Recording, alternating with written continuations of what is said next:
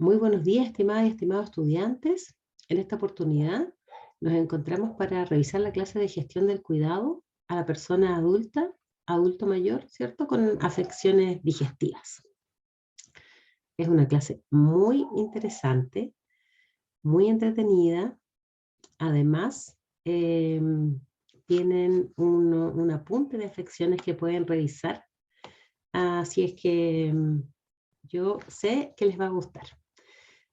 Son patologías que vamos a ver con mucha frecuencia en los servicios clínicos, así que pongan atención, eh, pónganse cómodos y revisen la clase.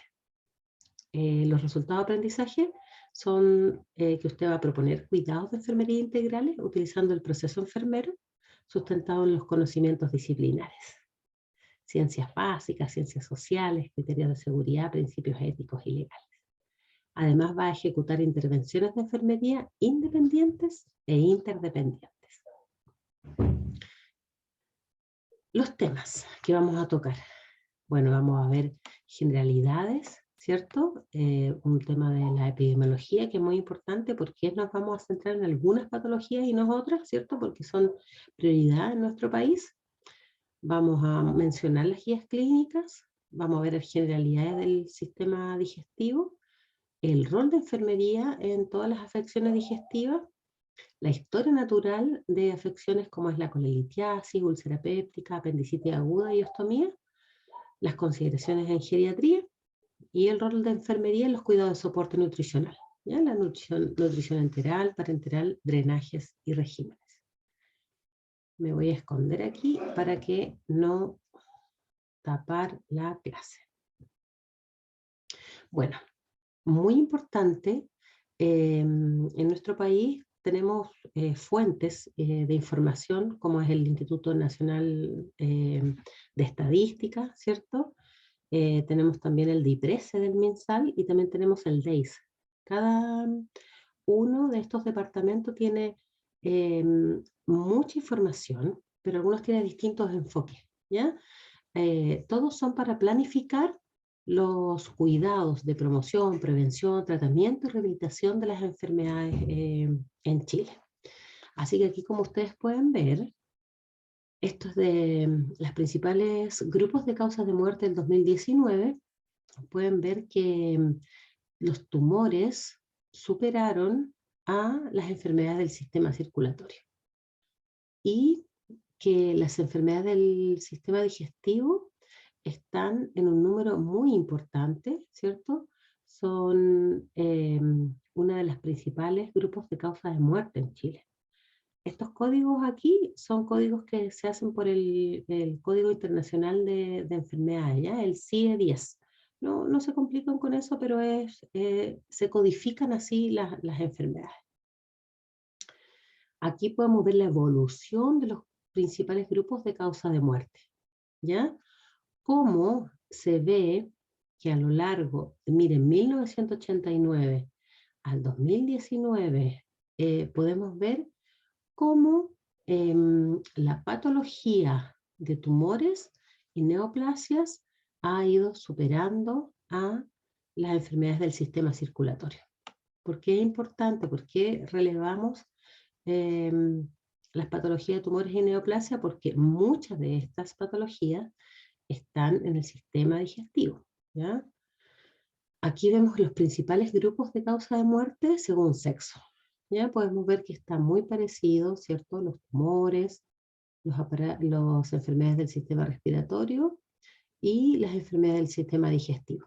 ¿Ya? Hay mayores muertes en hombres que en mujeres.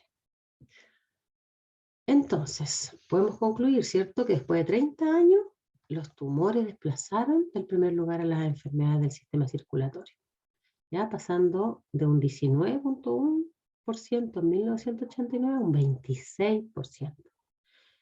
Las enfermedades del sistema circulatorio alcanzaron un 25,6% y ocupan el segundo lugar en 2019, a pesar de mantenerse sobre el 27% la mayor parte del periodo.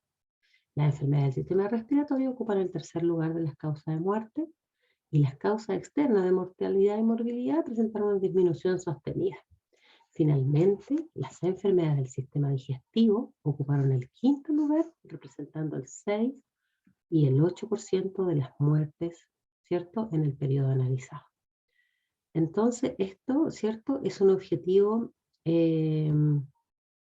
importante para la salud de la población, ¿ya? Y es para los equipos sanitarios.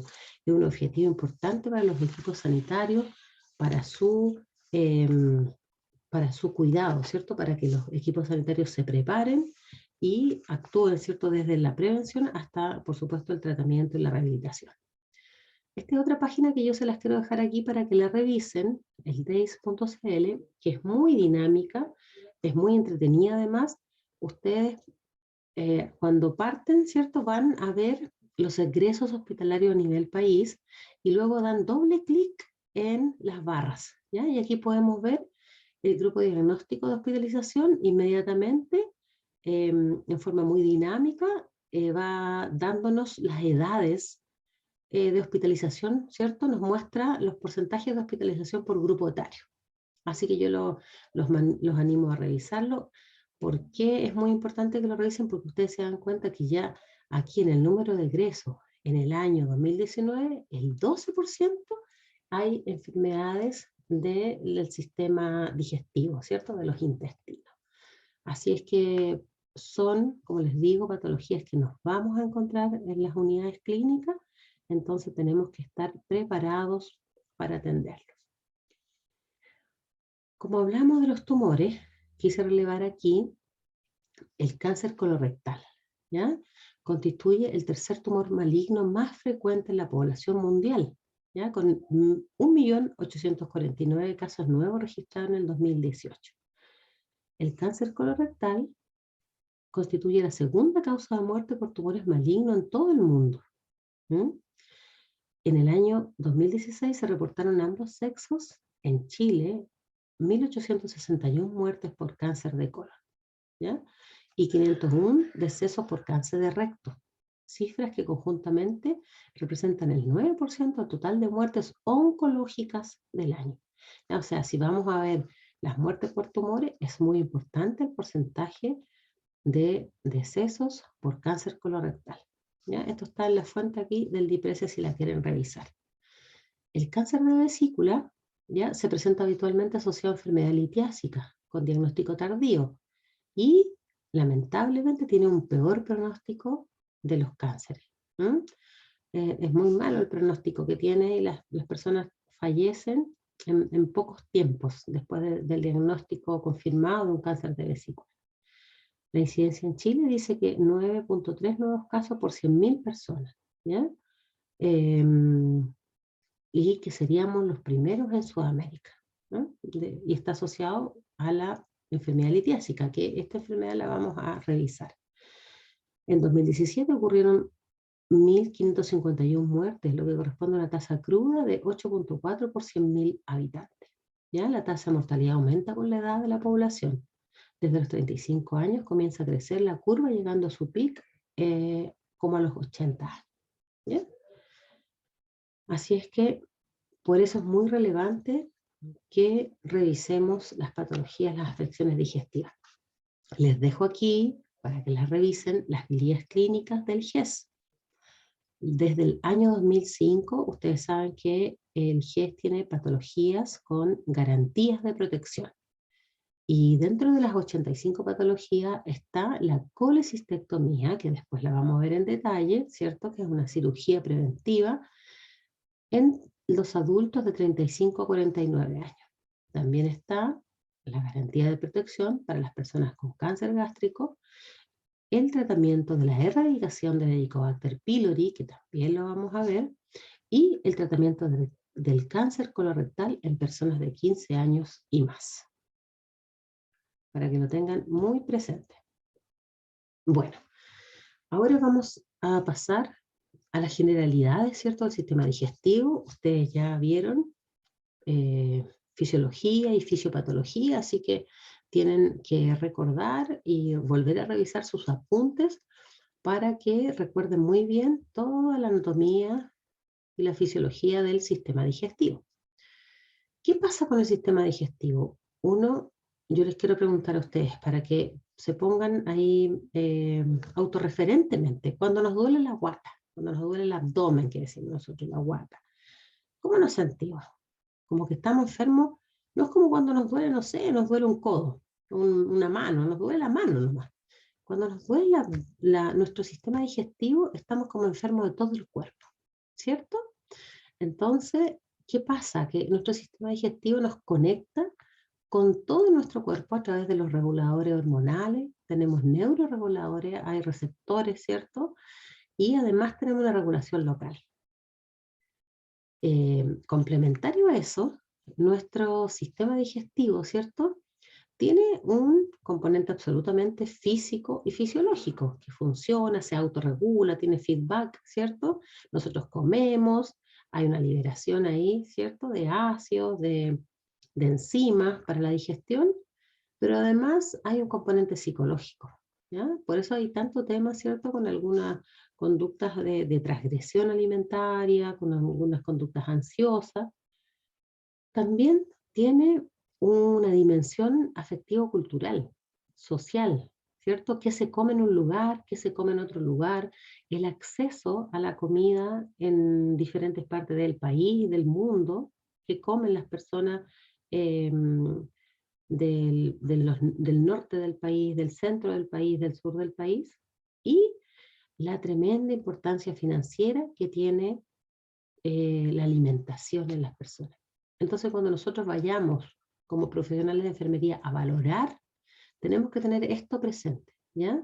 Que todo lo que es nutrición, alimentación, lo que ocurre con todo el sistema digestivo tiene unas dimensiones del entorno, tiene una dimensión socioafectivo-cultural y por supuesto que tiene una dimensión fisiológica. Bueno, con relación a la nutrición clínica, aquí vamos a dar algunos conceptos generales, ¿ya? No vamos a entrar en la discusión de estilos alimentarios, ¿cierto? O de propuestas de algunas corrientes que hablan de la nutrición con estilos, no sé, vegetarianos, veganos o crudo y veganos. Nosotros vamos a hablar, ¿cierto? De qué tienen los alimentos, ¿ya? Y qué necesita desde el punto de vista de la clínica las personas, ¿cierto? Esta medicina alópata, ya no homeópata, de esta medicina alópata, que necesitan las personas para vivir. ¿Ya? Las personas necesitamos macronutrientes y micronutrientes. De dónde provengan, eso no lo vamos a discutir ahora. Entonces decimos que los macronutrientes son aquellos nutrientes que el organismo requiere en grandes cantidades, ¿ya? Y ahí están los carbohidratos, las proteínas y las grasas. Los micronutrientes, donde están los electrolitos, oligoelementos, vitaminas y minerales, son necesarios en cantidades más pequeñas, pero siempre son necesarios, ¿ya? Entonces, los macronutrientes, ¿cierto? Son aminoácidos, proteínas que el cuerpo no puede producir por sí solo. Entonces necesita ingerirlos. Y hay un cálculo nutricional que dice que nosotros necesitamos entre 0,8 a 1,5 gramos por kilo de peso al día. Entonces, yo, por ejemplo, de proteína, si lo voy a conseguir de carne o lo voy a conseguir de legumbres, yo tengo que tener claro que 100 gramos de carne aportan 20 a 22 gramos de proteína y 100 gramos de legumbres aportan 5 gramos de proteína. Si yo peso 70 kilos, yo necesito, supongamos que digamos que 1 gramo por kilo de peso, necesito 70 gramos de proteína al día. ¿Ya? Si yo estoy sano, pero si yo estoy hospitalizado, ¿cierto? Por una cirugía electiva, algún problema de insuficiencia hepática, algún problema de afección digestiva, yo puedo estar con algunos déficits. Entonces, es muy probable que ahí la especialista en nutrición, ¿cierto?, indique una mayor alimentación, una mayor ingesta de aminoácidos, de proteínas a la persona. Entonces yo tengo que conocer esta información porque tengo que, ¿cierto?, socializarla con el paciente, con la persona y también con el equipo interdisciplinar. ¿Ya? Yo le puedo decir, sabes que esta persona está en una cirugía, está en preparación preoperatoria para una cirugía electiva abdominal, pero además sufrió una quemadura. Entonces él o ella necesita aumentar sus requerimientos de proteína. Conocemos que la fuente básica de energía para los organismos, ¿cierto?, es la glucosa, que la glucosa que no se va a utilizar, ¿cierto?, se almacenará en el hígado. Aquí pueden recordar las clases de la profesora Margot, donde ya conocen, ¿cierto?, todo el metabolismo de los disacáridos, sacarosa, galactosa y los monosacáridos, la glucosa, la fructosa. Los lípidos lo conocemos como ácidos grasos, ¿cierto?, lo que compone la grasa.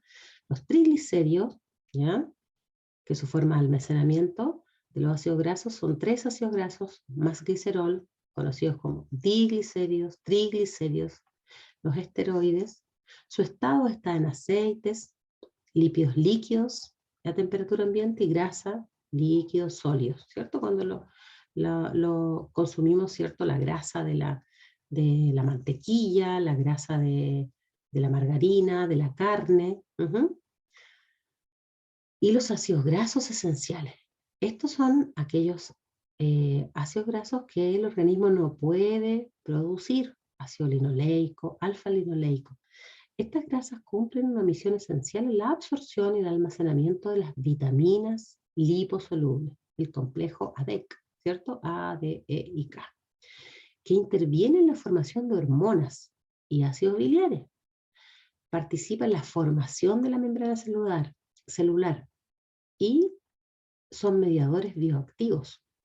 Los ácidos grasos esenciales son una gran fuente de energía. Por eso es que como personas, ¿cierto?, como seres humanos, necesitamos una gran cantidad de micronutrientes y macronutrientes. Aquí hay solo un ejemplo, ¿cierto?, de la clasificación de algunas fuentes vitamínicas, ¿ya?, que las podemos encontrar. Por eso es que hay mucha literatura que sugiere como alimentación saludable las dietas mediterráneas, ¿cierto?, que están basadas en aceite de oliva, en pescados, ¿cierto?, y en muchas frutas y verduras. Con relación a los oligoelementos, ¿ya? Aquí tenemos detalle, que lo podemos leer tranquilo, ¿cierto? El zinc, hierro, cobre, habla de las funciones que tienen en nuestro organismo, ¿ya? Y algunos efectos derivados de su déficit. Se me fue. Ahí está. Ay. Otros oligoelementos muy importantes para el funcionamiento de nuestra fisiología humana son el sodio, el calcio, el potasio, el cloro, ¿ya? Son tan importantes que el equilibrio siempre se monitoriza en las personas que están con alguna afección, ya sea respiratoria, digestiva, cardíaca, porque de verdad que el equilibrio de estos electrolitos es muy importante para, como decía, las funciones de mantenimiento, ¿cierto?, de nuestros órganos vitales, ¿ya? Aquí podemos ver que el sodio regula la permeabilidad de la membrana celular, o sea, de todas nuestras células, ¿ya? Y miren, y la transmisión de impulso nervioso. El calcio en la formación de huesos y dientes, el potasio en el equilibrio de los fluidos y los electrolitos en la transmisión del impulso nervioso. Entonces es muy vital. Por eso es que nosotros tenemos que estar muy atentos a esta sintomatología, ¿ya?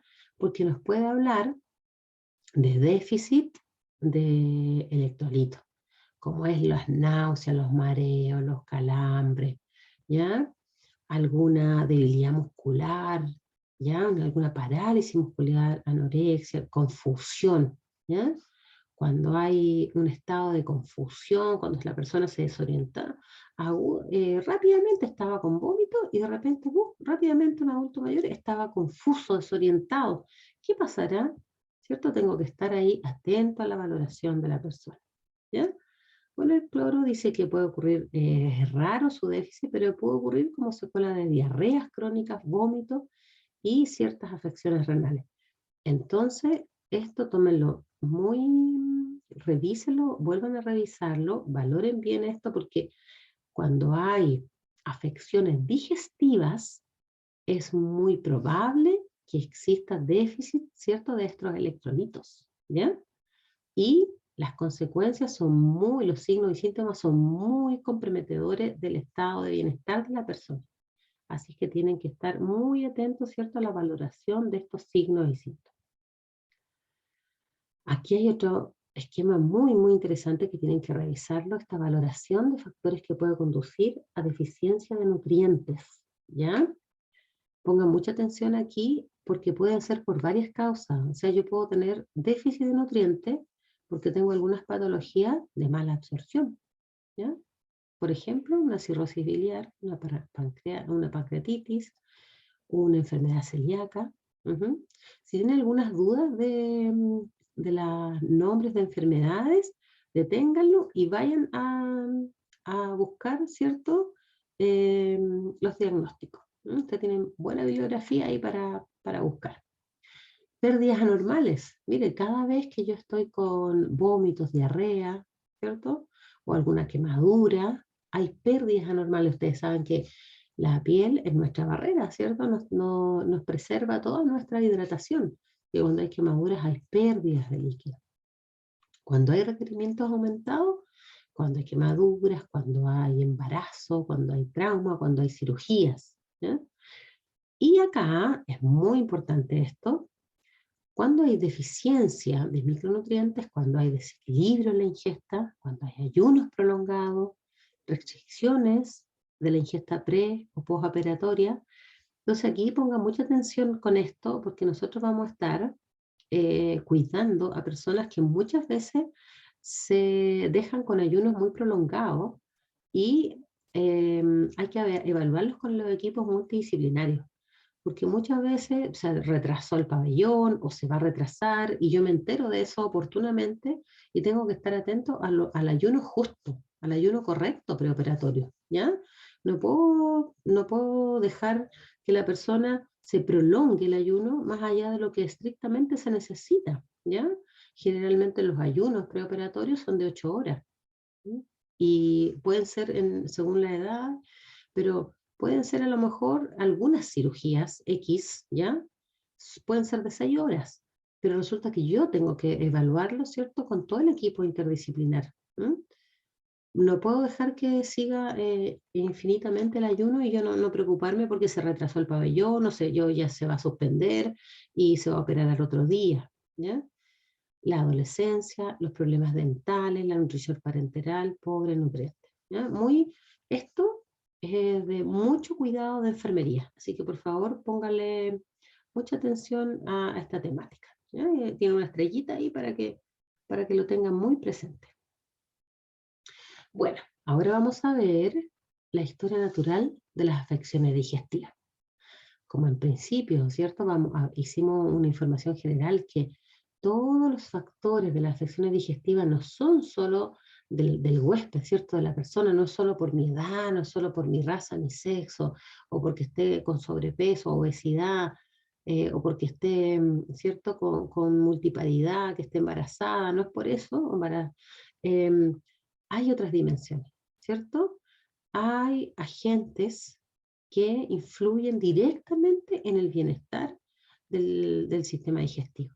El alcoholismo es, es una situación que compromete muy importantemente, ¿cierto? La nutrición de las personas, el uso de antiinflamatorios no esteroidales u otros fármacos, el tabaquismo, las infecciones. Y por supuesto que el ambiente, el estrés, los cancerígenos.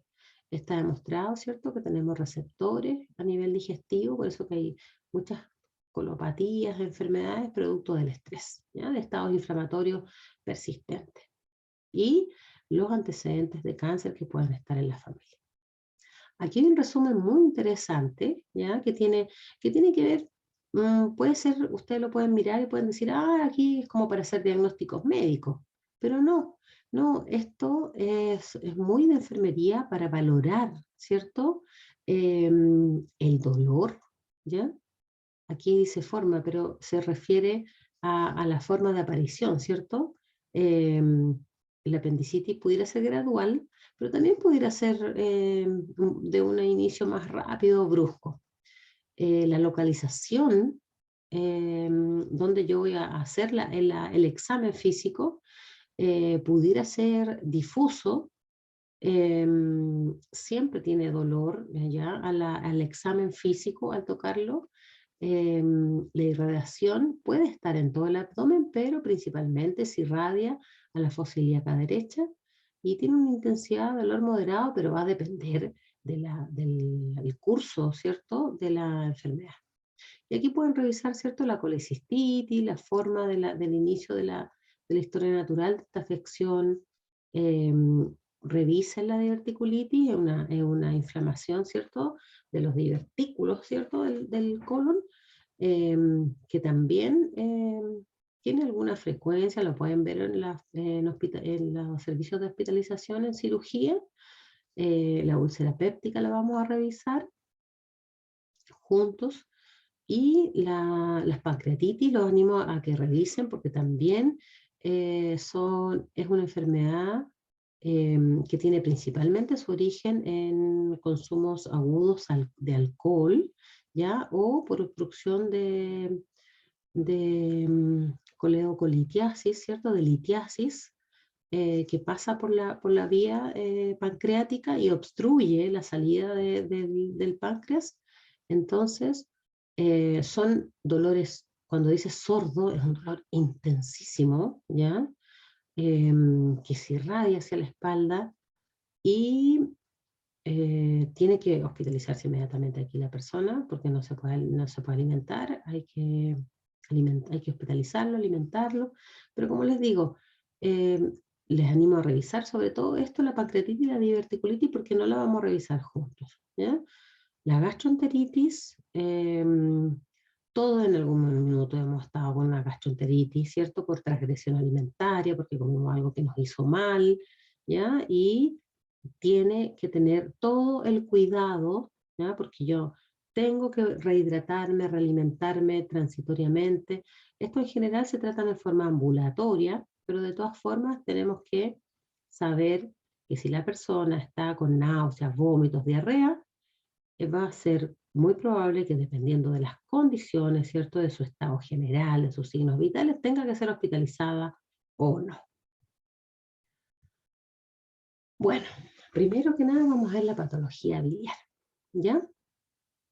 Conocemos nosotros, ¿cierto? Anatómicamente, recordemos nuestra vesícula. Aquí tenemos una imagen, ¿cierto? El hígado, la vesícula, el conducto cístico, el conducto hepático, y de ahí, ¿cierto?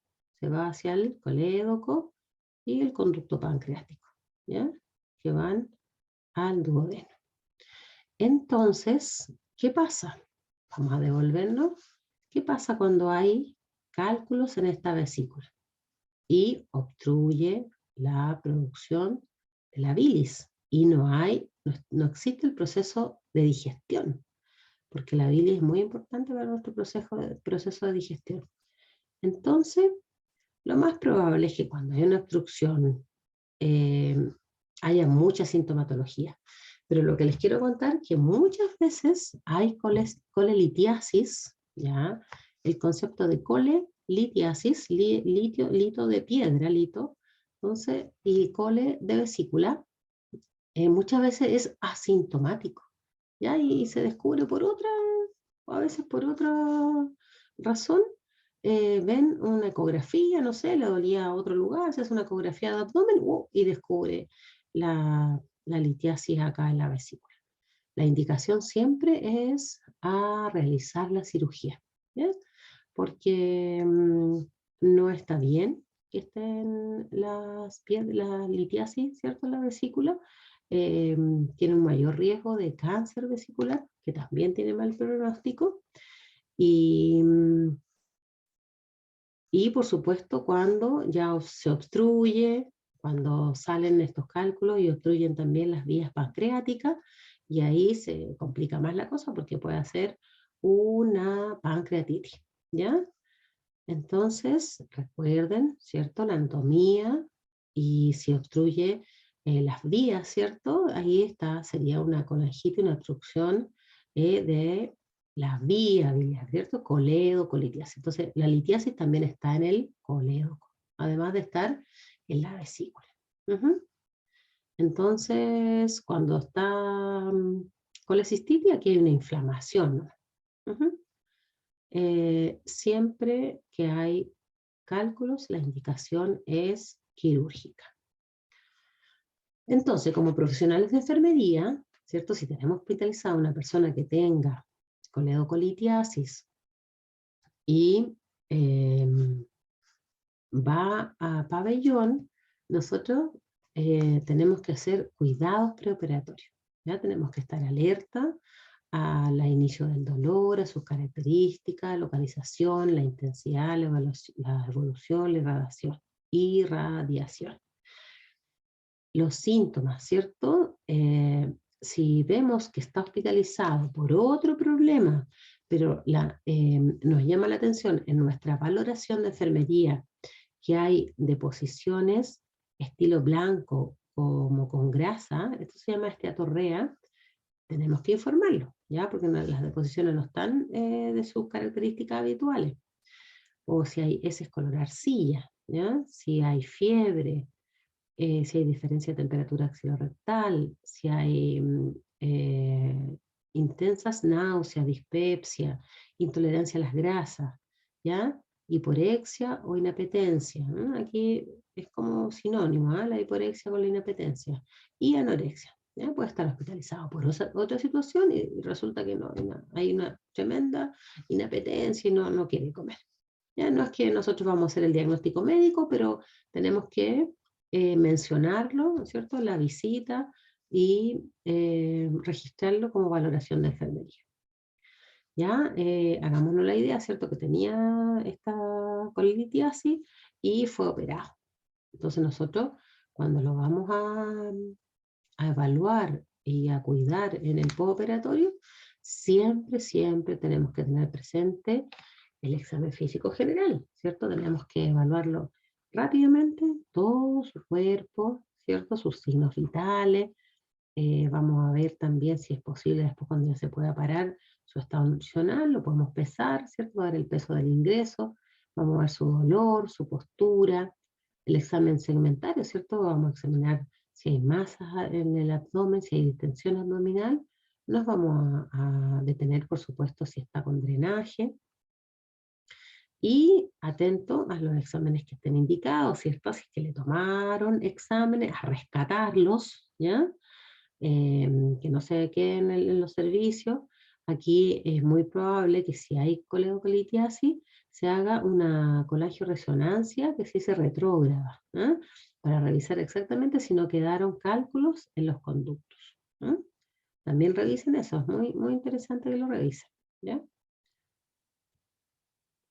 Bueno, y los cuidados, aquí hay algo muy particular porque muchas veces, no siempre, pero muchas veces en la cirugía de coledocolitiasis se deja una sonda T, ¿ya? Que después les voy a mostrar una imagen, ¿ya? Donde se permite, se continúa la eliminación de todos de los conductos biliares em, para evitar su excedente intraoperatorio, ¿ya? Entonces, nosotros tenemos que estar muy atentos, ¿ya? Porque depende del cuidado de enfermería esta sonda T. Siempre, como les decía, atentos con nuestro examen físico, el control de signos vitales, nos da mucha información, no lo olviden, nos da mucha información si tiene o no tiene fiebre, ¿cierto? Si está con taquipnea, con bradipnea o con taquicardia. Vamos a curar la vía operatoria, siempre vamos a estar atentos a los signos de infección, vamos a fijar el drenaje bajo la persona, ¿ya? Para que caiga por gravedad. No lo vamos a fijar a la cama, por ejemplo, sí, pero también a la persona, para que no se vaya a correr, ¿ya? Y aquí es muy importante porque la coordinación con la curación y extracción del drenaje es generalmente, esto es un muy buen dato de enfermería, generalmente es posterior al alta, ¿ya? Esta sonda que la vamos a ver ahí, de sonda T, que es como una T, tiene, es radiopaca, se hace una radiografía para verificar si está bien ubicada y generalmente se retira después del alta, ¿ya? Y la persona tiene que aprender muchas veces a cuidarla en su casa, ¿ya? Esta es la sonda T, ahí está muy fija, ¿cierto? Vamos a correr esto, muy fija a la persona y también por gravedad. Este es el color para que lo miren. Y les cuento que en general el débito, o sea, el fluido que sale es aproximadamente 500 cc las primeras 24 horas. ¿Ya? Entonces, para que uno no se asuste, sí, puede drenar hasta esa cantidad. Miren qué harto. Y después va en franco, receso va disminuyendo y en general la dejan entre 15 días. Y como las personas puede ser que a los 10 días se vayan de alta o al octavo día se vayan de alta, ellos tienen que seguir haciendo los cuidados, ¿cierto? De estas sondas, pero se tiene que educar, ¿ya? Hay que educarlos en el lavado de manos, en la fijación, en que no se puede traccionar, en que tiene que vaciarlo, ¿cierto? Y en que si llega a haber alguna filtración, tiene que ir a la atención ambulatoria o a donde uno lo defina a buscar un cambio, porque eso tiene que ser, mantener su circuito cerrado. Entonces tiene un clamp, ¿cierto? Ustedes ya conocen los clamps, que se abre para sacar el líquido y luego se cierra, ¿ya? La idea es que mantenga un circuito cerrado. Y aquí educar a la persona sobre los cuidados de la sonda y la importancia de evitar su manipulación, o sea, solo el vaciado. Es probable que cuando ya se va de alta drene muy poquito y tenga que vaciarlo a lo mejor muy, muy pocas veces. Luego viene el control con rayos y se retira, ¿ya? Aquí em, les va a tocar porque de verdad que esto es frecuente en los servicios de hospitalización. Bueno, ya pasamos con la litiasis, vamos con la úlcera péptica, ¿cierto? La patogenia. ¿Qué pasa con esto? La úlcera péptica es una enfermedad, ¿cierto?, de la mucosa gastroduodenal, producto de que hay un desequilibrio de los factores de riesgo y protectores. Hay lesiones, ¿ya? ¿Qué pasa? Ahí está, hay lesiones, inflamación, una úlcera, ¿cierto?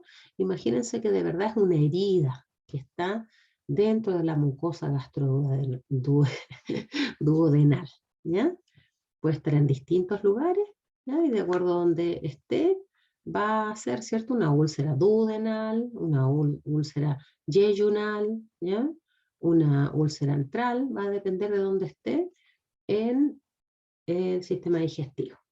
Entonces, ¿cuáles son los factores de riesgo, ¿cierto? O los que son factores agresivos contra en la mucosa, el exceso de ácido, ¿cierto? La pepsina, y esto es muy importante, el Helicobacter pylori, ¿ya? Esta es una bacteria que es muy frecuente, que nos contagiemos de esta bacteria, y, y bueno, para eso el diagnóstico se hace con una endoscopía y con un test que se llama el test de ureasa, ¿ya?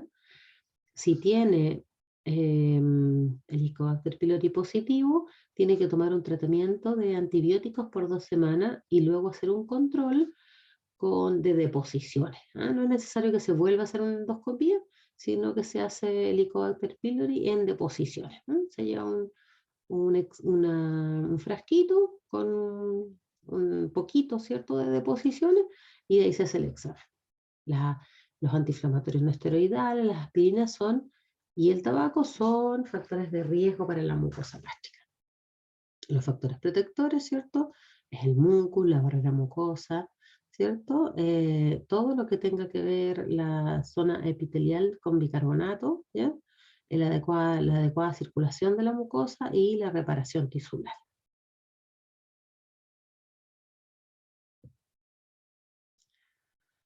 ¿Qué pasa si estamos en atención cerrada o abierta, pero por alguna razón la persona nos refiere dolor eh, abdominal, ¿cierto? Estamos valorando y vemos que hay alteración de las defensas de la mucosa de la persona, nos refiere todo tipo de malestares gástricos, ¿ya? Dispepsia, náuseas matinales, nos refiere a alguna, nosotros podemos hacer una sugerencia, podemos hacer una consejería. Ya, como les decía, no vamos a hacer el diagnóstico de úlcera péptica, pero sí tenemos que pensarlo. ¿Y saben por qué? Porque es muy frecuente en la población mundial. ¿Ya? Se dice que esta bacteria pudiera afectar hasta el 50% de la población. Y saben lo otro muy importante, que no es la única causa de cáncer gástrico, pero está muy relacionada con el cáncer gástrico, ¿ya? ¿Por qué? Porque produce un estado de lesión, un estado de alteración, de inflamación, ¿ya? La bacteria produce sustancias que dañan el moco de la capa superior gástrica. Entonces, esta la descubrieron allá por el oriente, esta Helicobacter pylori, y se dieron cuenta, fue un estudio retrospectivo, se dieron cuenta que las personas con diagnóstico de cáncer gástrico, muchas, habían tenido la Helicobacter pylori positiva, la bacteria. Entonces, por eso es que es para pensarlo y hacer, ¿cierto?, una consejería. Si tiene toda esta sintomatología, hay que sugerir, por lo menos, ¿cierto?, después de los 40, 50 años, hacerse una endoscopia. La anamnesis, entonces, aquí, ¿qué nos va a llamar la atención? La pérdida de peso, lo que decíamos, la anorexia, náuseas, vómito, ¿cierto? Sangre en los vómitos, ¿cierto? Hematemesis, pirosis, dispepsia, cuando hay dificultad, ¿cierto?, en el proceso digestivo, cuando hay deposiciones negras, melena, que se llama, la deposición negra, negra, así como petróleo, cuando hay dolor en el estómago, en el abdomen, y bueno, si alguien tiene eh, años antes se ha hecho alguna endoscopía y le ha salido el Helicobacter pylori positivo, es una persona que de verdad puede contagiarse de nuevo. Todas las personas nos podemos contagiar de nuevo. Dicen que hay alimentos que no están bien higienizados, por ejemplo los berros que de repente vienen de lugares que no están bien higienizados y uno se contagia nuevamente. Entonces, yo tengo que estar atento a hacer además una anamnesis remota, antecedentes mórbidos previos, tratamientos ¿cierto?, con los factores de riesgo, con medicamentosos, antecedentes quirúrgicos, abuso, uso de alcohol, drogas, tabaco, exceso de café y antecedentes familiares de úlcera péptica.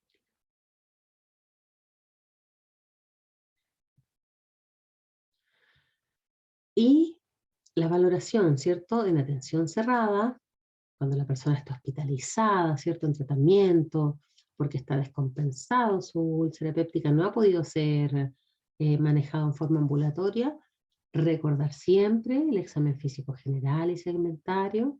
Es muy importante el balance hidroelectrolítico en estas personas, su ingesta, ¿cierto? Cuánto están hidratándose, comiendo, el suero, todo lo que están recibiendo y todos los egresos, ¿cierto? La orina, las deposiciones, ¿ya? Todo lo que se calcula por la perspiración insensible. Entonces ahí se hace un balance. Ujú. Es muy importante realizar contención emocional, por lo que decíamos, ¿cierto? Toda la dimensión psicológica que tienen las patologías gastrointestinales. Muy importante valorar el dolor, entre otras cosas que voy a valorar, ¿cierto? Em, el dolor, si hay sangramiento en los vómitos y si hay deposiciones con sangre que pudieran ser, si son rojas, ¿cierto? Puede ser que el sangramiento es más alto porque o sea, perdón, el sangramiento es más bajo porque no es sangre que se haya digerido, ¿ya? Cuando la sangre está con su proceso de digestión, un sangramiento alto que se dice, ¿ya? Más arriba, duodenal, no del recto, es una sangre que ha sufrido el proceso de digestión, entonces una sangre que sale, una deposición que sale negra. Esta es la sangre con el sangramiento conocido como melena. ¿Mm? Las deposiciones negras. Entonces, los cuidados de enfermería, en caso que tenga indicaciones de sonda nasogástrica, nosotros ya conocemos los cuidados de sonda nasogástrica, ¿cierto? Hicimos el paso práctico y todo. Vamos a valorar las pérdidas, vamos a medir el balance. En caso que tenga una vía venosa, muy probable, vamos a hacer todos los cuidados de la vía venosa, la reposición de líquidos, sangre, en caso que tenga indicación de transfusión, tenemos que estar ahí atentos. Si tiene oxigenoterapia, vamos a hacer los cuidados de la oxigenoterapia. Si requiere por alguna situación, ¿cierto? Si está un poquito a lo mejor confuso, yo pudiera estar atento a tener equipos de aspiración funcionando cerca, ¿ya? Atentos con la administración de fármacos, con todos los días correctos que ya conocemos ahora, y si llegara a necesitar una intervención quirúrgica, ¿ya? Por perforación intestinal, hay que estar atento para la preparación con los cuidados preoperatorios. Si hay indicación de sonda Foley, ¿cierto? Los cuidados de la sonda Foley que ya conocimos. Miren que hartos cuidados de enfermería, se dan cuenta que hay harto trabajo aquí, se integra todo lo que ya hemos ido aprendiendo. Pasamos ahora a la apendicitis aguda. Bueno, el apéndice, ustedes ya saben qué es, dónde está, y cuando está una apendicitis aguda es una obstrucción del apéndice por material fecal. Se cierra, ¿cierto? Está pasada y tiene signos muy característicos en algunas personas, pero no en todas. Como les decía, no vamos a hacer nosotros el diagnóstico médico, pero es muy característico este dolor a la descompresión brusca de la pared abdominal, llamado el signo de Bloomberg, ¿cierto? Cuando yo presiono el abdomen, presiono y suelto muy rápido. Suelto. Ese gesto que yo hago al evaluar el abdomen es muy característico de la apendicitis aguda. Pudiera estar en otros, ¿cierto? Diagnósticos, pero es muy característico. ¿Cuál es el rol de enfermería entonces? Los cuidados, la valoración y cuidados preoperatorios. Si hay un ingreso de una persona, hombre, mujer, ¿cierto? Que está con un diagnóstico de ingreso de apendicitis, ¿ya? O de peritonitis apendicular, tengo que estar muy atento a examinarlo, ¿cierto? Por si hay otra complicación, ver las características del dolor, muy probable que ingrese con náusea y vómito, ¿ya? Entonces tengo que atenderlo, tengo que asistirlo en los vómitos para que no se vaya ¿cierto? A ahogar, ¿cierto? Tengo que aspirar, perdón, para que no vaya, no esté medio, no sé, puede estar desorientado, un adulto mayor, y pueda aspirar, ¿cierto? Los vómitos es muy peligroso, ya lo sabemos.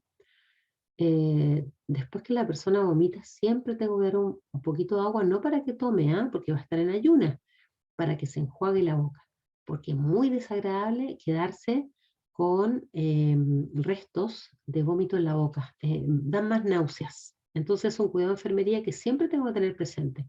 Después que vomita, si puede, dar un poquito de agua para que se enjuague la boca y bote los restos. Atento con la temperatura, también es un signo bastante característico en la apendicitis, que tienen una diferencia de 1 grado axilorectal, ¿ya? Pueden tener 37,5 axilar y rectal 38,5. Es muy característico en el diagnóstico. De todas formas, el diagnóstico es médico y muy probable que se opere, muy probable, ¿ya? Entonces tenemos que estar atentos, esto después lo hacemos muy rápido, ¿cierto? Hay una indicación de sueroterapia, nosotros instalamos la vía venosa, el suero indicado, Los protocolos generalmente tienen una profilaxia de antibióticos que hay que administrar, se toman exámenes y, por supuesto, muy relevante la contención emocional, porque puede ser que esta persona, hombre, mujer, nunca se haya operado antes. Entonces puede estar muy, muy estresado o estresada por la cirugía que viene. Puede tener mucho miedo, ¿ya? Entonces tenemos que estar alerta a explicarle qué va a pasar, cuánto rato va a estar, que después va a estar con un apósito, dónde va a estar el apósito, para que baje su nivel de ansiedad. Y cuando llegue del pabellón, tenemos que estar muy atentos, ¿cierto? Nuevamente a examinarlo, a ver cómo viene, ver su apósito, ver sus signos vitales, ¿cierto? Ver cómo viene su temperatura, asistirlo en caso que siga con náuseas y vómitos, ¿ya? Valorar la fijación importante de los apósitos de drenaje, ¿ya? La permeabilidad y fijación de la vía venosa, que no esté por cualquier parte, a iniciar, si es que se inicia inmediatamente la terapia farmacológica o planificarla como profesionales de enfermería, observar en algún minuto ya cuando se indique la retroalimentación, ver también todos los cuidados de reposo absoluto, cómo llega, y cuando ya después viene el reposo relativo, siempre, bueno, ustedes lo vieron, ¿cierto? Los cuidados preoperatorios, siempre tengo que estar acompañando a la persona en su primera levantada, ¿ya? Porque se puede marear, se puede caer, y eso no debe ni puede pasar. Vamos ahora con la ostomía. ¿Qué es una ostomía? Es una apertura creada quirúrgicamente conectando un órgano interno a la superficie del cuerpo. El nombre dependerá del órgano que se comunique. Pueden ser transitorias o definitivas. ¿Por qué vemos ostomías? ¿Ya? Vemos ostomías por la información que les di al inicio de la epidemiología de este país y del mundo. Son muy frecuentes los cánceres colorectales, de colon y de recto, ¿ya? En Chile. Entonces, puede ser que la persona cuando esté sometida a una cirugía de extracción de un tumor de colon, eh, tenga que quedar con una colostomía, que es una apertura, ¿cierto? Por donde salen las deposiciones, mientras el resto del colon sana. Lo más probable es que sea transitorio. Entonces, las características es que habitualmente se puede hacer en el colon transverso, pero eso es decisión médica, ¿ya? Yo les puse con la profesora Ivonne, le subimos un video que yo les animo a que lo revisen, ¿ya? Porque son colegas estomaterapeutas, ¿ya? Esto se torna una especialidad para aprenderlo porque se tiene que educar mucho a la persona porque resulta que la persona después es la que hace los cuidados de su colostomía. De ahí que tenemos que formarnos como especialidad para enseñarle. Voy a devolverme un poquito porque hay algo que quería decirles por aquí y pasé. Bueno, entonces la ostomía, como decía, puede estar por trauma, por tumor, por cáncer, puede estar, ¿cierto?, en el estómago, en el esófago, en el yeyuno, en el duodeno, en el ilio, ¿ya? De acuerdo a donde esté, van a ser acá, ¿cierto? Si es yeyuno, duodeno, en el colon o en el ilio, van a ser las características de la deposición, ¿ya? Si está en el colon, la deposición va a ser más formada. Si está en yeyuno, duodeno o en el ilio, puede ser que las deposiciones sean más líquidas, ¿cierto? Bueno, también quería mencionar lo que es la gastrostomía, ¿ya? Un botón gástrico que también lo podemos ver. Como les digo, estas técnicas permiten nutrición enteral a través de la pared abdominal y muy frecuentemente tenemos que educar a la persona en que ella maneje los cuidados de la gastrostomía, ¿ya? Que aprenda a realizar la curación, que aprenda a preparar su alimentación y a administrarla. ¿Ya? Aquí hay una foto de cómo es una técnica y otras también de instalación de una gastrostomía percutánea, se llama esto, ¿cierto? A través de un endoscopio.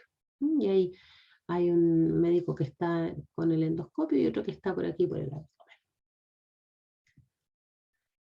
Aquí entonces dice lugares y tipos, lo que hablamos, ¿cierto? Puede ser en el colon transverso, ¿cierto? En el colon descendente, ascendente.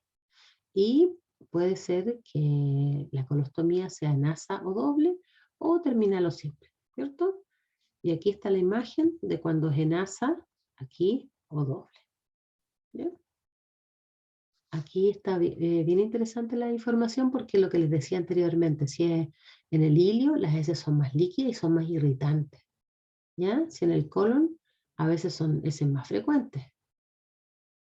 Transverso, las heces semiblandas, y en el colon descendente ya las heces son muy parecidas a las normales y olorosas. Bueno, esto es muy importante porque en la preparación, ¿cierto?, del profesional de enfermería tiene que saber eh, cuáles son las complicaciones. Porque, ¿cierto?, cuando ven con la profesora Bruna, ¿cierto?, las complicaciones potenciales, a esto se refiere. Que yo, si realizo una buena supervisión del estómago, le enseño bien cómo se cura, cómo se pone el adhesivo, dónde, cada cuándo se cambia, ¿cierto? Si yo estoy atenta a la más mínima lesión mecánica, se pueden evitar esas complicaciones potenciales, ¿ya? Hay complicaciones precoces y tardías, ¿ya?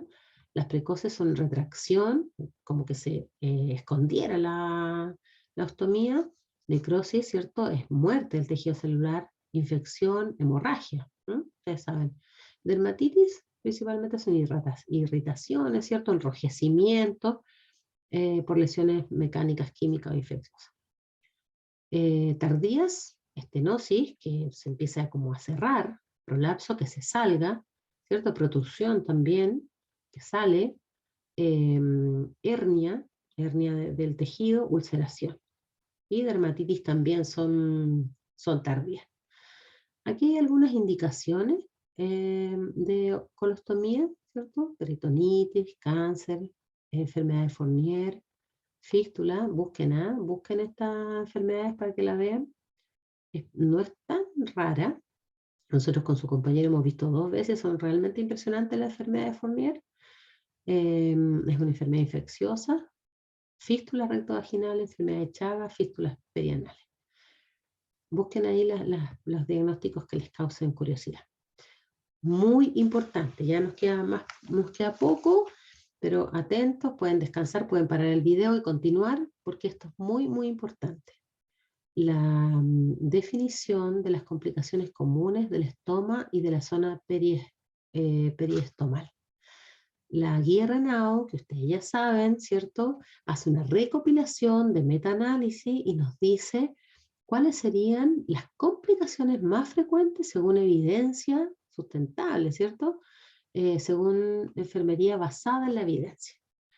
Así es que, para que lo tengan muy, muy presente, que tengo que estar atento a las complicaciones, como es la retracción, las hernias, ¿ya? Miren, el defecto de la fascia abdominal, el prolapso, la necrosis, como dijimos, la muerte del tejido, los problemas de la piel periostomal, periestomal, ahí está mal escrito, ¿eh?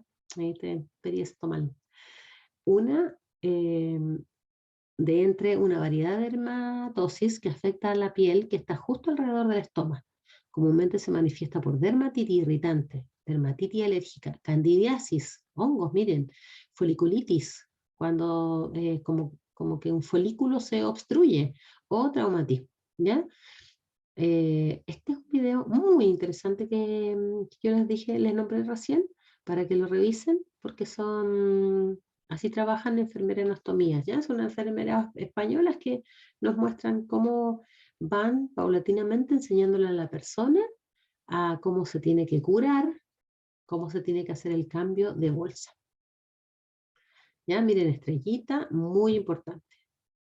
Entonces aquí tengo unos ejemplos de bolsa donde es una circunferencia adhesiva que se pone en la piel, ¿ya? Que se pone aquí, con la piel sana, por supuesto. Una circunferencia adhesiva.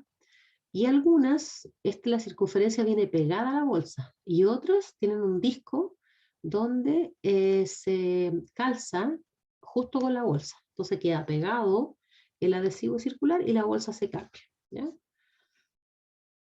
Los animo a revisar la guía, ¿cierto?, de colostomía. Muy importante cuando la persona va a vivir este proceso quirúrgico de extracción del tumor o un trozo de colon, que la persona sepa los riesgos, ¿cierto? No una cirugía de bajo riesgo, una cirugía de alto riesgo. ¿Por qué también es importante? Porque resulta que estas personas tienen que tener largos periodos de ayuno. Hay estudios que hablan en nutrir muy bien a la persona. Nosotros tuvimos la experiencia de conversar con un equipo de profesionales, principalmente una doctora, no me acuerdo el nombre en este minuto, pero la doctora, su estudio era muy interesante porque trabajaba con profesionales de enfermería, con los anestesistas, con todos los profesionales para que, con la nutricionista, para que ayudaran a la persona a que no tuviera ningún déficit de alimentación previo a la cirugía. ¿Por qué? Por lo que les decía yo antes de los nutrientes, para que no tenga déficit de vitamina, de oligoelementos, ¿cierto? De electrolitos, de proteínas. ¿Para qué? Para que tuviera una buena recuperación. Y ella demostró que teniendo una preocupación importante por la nutrición previa, tenía mayor éxito postoperatorio. ¿Ya? Fue un trabajo muy interesante que nos mostraron ahí a todas sus profesoras del departamento del aborto. Entonces, como profesionales de enfermería, tenemos que integrar estos equipos que estén preocupados de la mejor forma de atender a los pacientes. ¿Ya? Tenemos que planificar las formas de aseo y limpieza, la educación va a ser al individuo y muy probablemente algún familiar. Tenemos que gestionar los insumos, coordinar, ¿cierto?, las horas y los exámenes. Es una patología GES, yo ya les dije, y tienen que revisar la guía porque tiene un listado específico de prestaciones. ¿Mm? Ahí está todo lo que necesita para sus bolsas, las horas al médico, sus exámenes. Así que es una patología, qué bueno decirlo, una patología GES. Tiene sus garantías ahí totalmente explícitas. Bueno, ahora cambiando de tema, pero bueno, no tanto, vamos a tener que mencionar y poner en importancia algunas consideraciones geriátricas en las afecciones digestivas, ¿ya? Por un lado, y está con mayúscula, tenemos que saber que tenemos que saber que todo, ¿cierto? El adulto mayor, hay síndromes geriátricos, ¿cierto? Y hay decadencia de toda la fisiología bueno, y de todos de nuestra percepción, de nuestro sentido, de todo, ¿cierto? Nosotros vamos diciendo, hoy la profe no ve, la profe es sorda, no sé qué, porque hay presbicie, presbiacusia, nuestra piel va cambiando, nuestra memoria va cambiando, todo, pero ¿qué tenemos que relevar? Si lo tuviéramos que comparar con otro, permiso, con otro sistema, podemos decir que el tubo digestivo tiene una reserva funcional, ¿ya? Y que el envejecimiento tiene un efecto mínimo en las funciones digestivas. O sea que hay algo así como de naturaleza para preservarnos, que el tubo digestivo tiene como esta reserva funcional. Si lo tuviéramos que comparar con otro sistema, no sé, osteomuscular, como que el sistema digestivo nos protege más, tuviera una decadencia posterior al resto de los sistemas. Dicho esto, de todas formas, hay cambio en metabolismo, muchas veces hay indigestión, hay estreñimiento, incontinencia, insuficiencia renal, pero que está complejizado por otras patologías muchas veces. Cuando hay deterioro sensorial, ¿cierto? Cuando hay otras patologías, cuando hay demencia, polifarmacia, diabetes, por supuesto que se nos altera nuestro sistema digestivo. Cuando hay dificultad para masticar, deglutir, reflujo, pirosis, por supuesto que hay consecuencias en el sistema digestivo. Y si hay disminución, esto sí que hay, disminución de absorción de vitamina B12, dextrosa, grasa, calcio y hierro. Esto sí ocurre como una consideración geriátrica. Eso quería contarles y ahora pasamos a la nutrición enteral. ¿Ya? Otro tema. La definición de nutrición enteral es la administración de los nutrientes por vía enteral, con el fin de evitar o tratar la malnutrición. Dichos nutrientes llegan directamente al estómago para su degradación o al intestino delgado para su degradación y absorción, ¿ya? Para su proceso digestivo. Si es gástrica, por supuesto que la sonda nasogástrica llega aquí, o si es una sonda nasoyeyunal, llega al yeyuno. Las características para esta nutrición es que requiere que la función motora gastrointestinal esté intacta, que tenemos que pensar que es más fisiológica que otras, pues conserva la función adecuada del intestino, también favorece el mantenimiento de la flora intestinal normal y una respuesta inmunitaria adecuada. Es más segura y con menos complicaciones. Bueno, nosotros ya vimos, ¿cierto?, el paso práctico de la sonda nasogástrica. Aquí hay una vía de nutrición enteral, sonda nasogástrica o sonda nasoyeyunal, ¿ya? También puede ser por una gastrostomía que le dimos recién, o una yeyunostomía. Por estos espacios se pueden alimentar. La persona requiere soporte nutricional individualizado y no ingiere los nutrientes necesarios para cubrir requerimientos. ¿Cuáles pueden ser las causas? Una preparación intestinal, cáncer, estado de coma, alcoholismo, desnutrición, cirugía maxilofacial, parálisis bucofaringea o esofágica, o el aumento de los requerimientos u otra incapacidad de deglutir. Se supone que la sonda nasogástrica no debiera estar por más de 4 semanas. Ya puede ser que esté menos o por algunas condiciones de la sonda, ¿cierto? Pudiera estar más. La osmolaridad, ¿ya?, que recibe el estómago es de 300 miliosmol por kilo. El resto de las condiciones dependería del diagnóstico médico. Método de administración. Uy, perdón, me congestioné un poquito. La administración por sonda nasogástrica o sonda nasoyeyunal puede ser por caída libre, pero también se puede ocupar métodos de bombas peristálticas que se llaman, ¿ya? Dice tipo Kangaroo porque muchas veces la marca Kangaroo es la que se encuentra en los servicios de salud, pero el nombre correcto es bomba peristáltica. Muy importante que durante las 3 a 4 horas, que se pasen, ¿cierto?, entre 3 a 4 horas en un goteo de 20 a 60 gotas por minuto, con un máximo de 150 ml hora.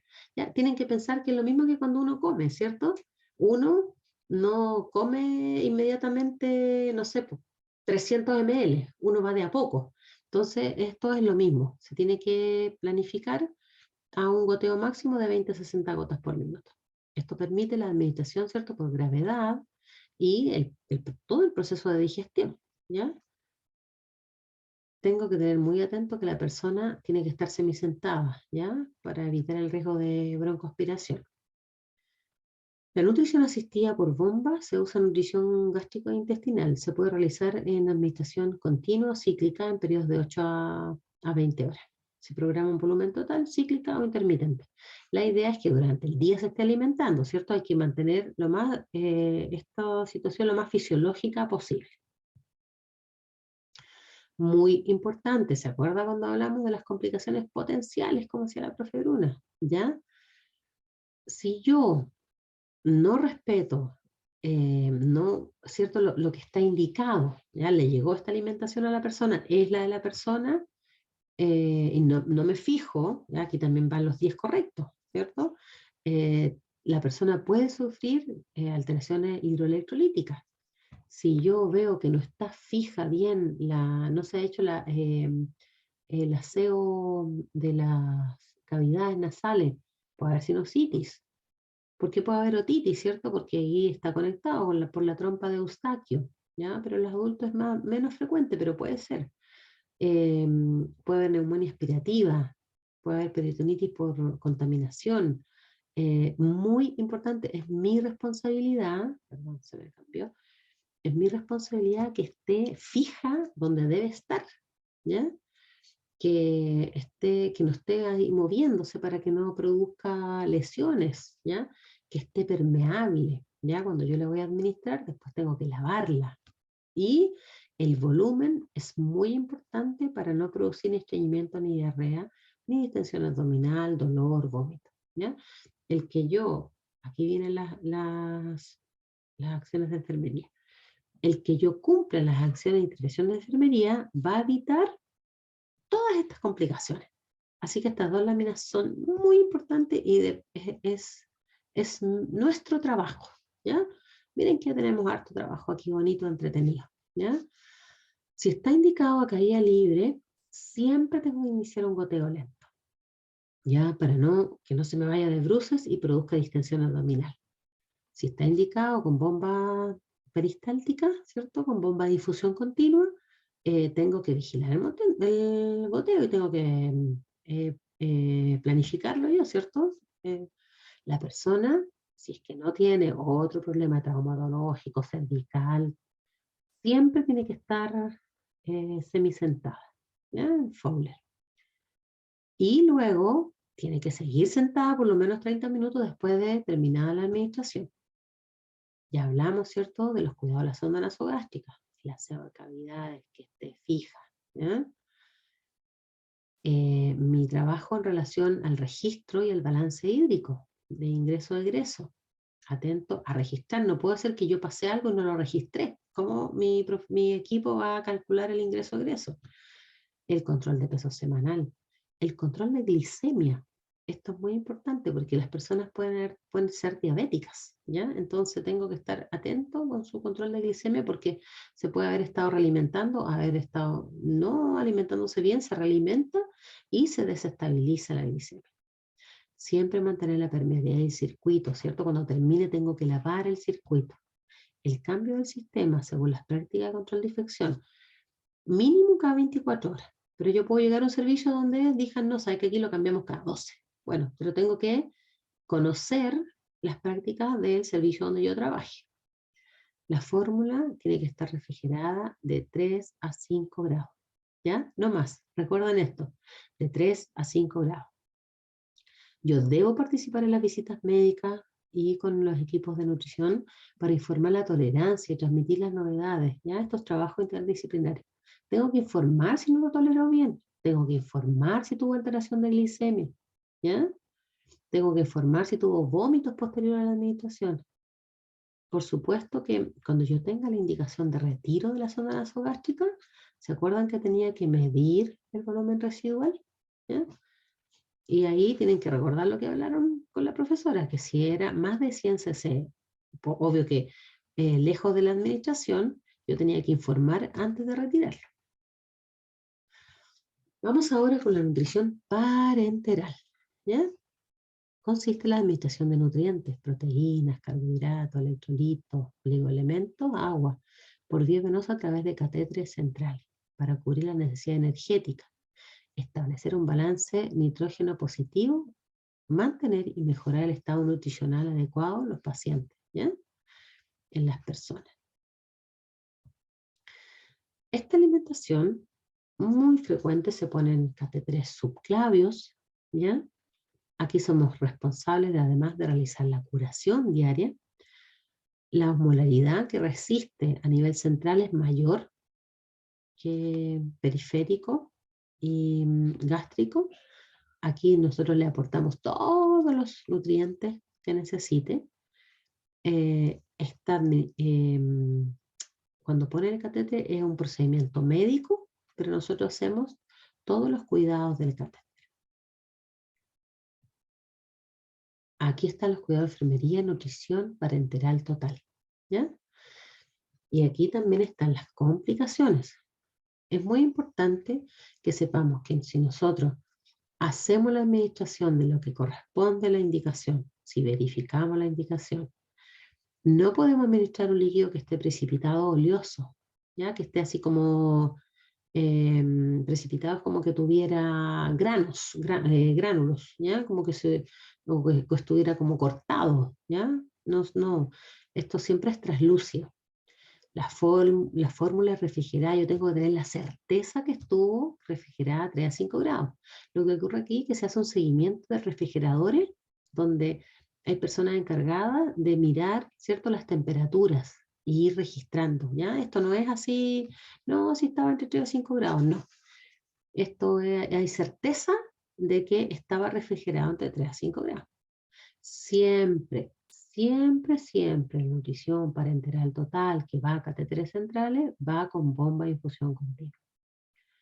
Siempre los circuitos son cerrados. Si por alguna razón se me desconecta, se avisa, se informa y se cambia todo el circuito. ¿Ya? Líneas, conexiones, todo es un circuito cerrado.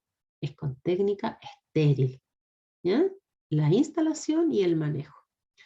Se hace una curación diaria de catéteres, un cambio de circuito de 24 horas, ¿cierto? Si queda por alguna razón, porque por cualquier situación que no debiera haber ocurrido, que se acodó y no pasó lo que tenía que haber pasado a las 24 horas, se elimina el remanente. ¿Ya? De todas formas, también se parte gradual la administración, aunque es por bomba de infusión continua, se parte gradual y después se deja en lo que está planificado. Igual que la nutrición enteral, se vigilan los niveles de glucosa y aquí se agregan muchos exámenes más, ¿cierto? Nitrógeno ureico, creatinina, electrolitos, niveles plasmáticos de vitaminas. Esos son de indicación médica, pero es muy importante porque nosotros muchas veces tomamos, ¿cierto? Los exámenes, pero tenemos que preocuparnos de rescatarlos para que los vean después. Entonces aquí hay riesgo de complicaciones, complicaciones potenciales, ¿cierto? Complicaciones metabólicas, hiperglicemia, complicaciones mecánicas, flebitis, oclusión del catéter, complicaciones infecciosas. Todas son responsabilidad nuestra.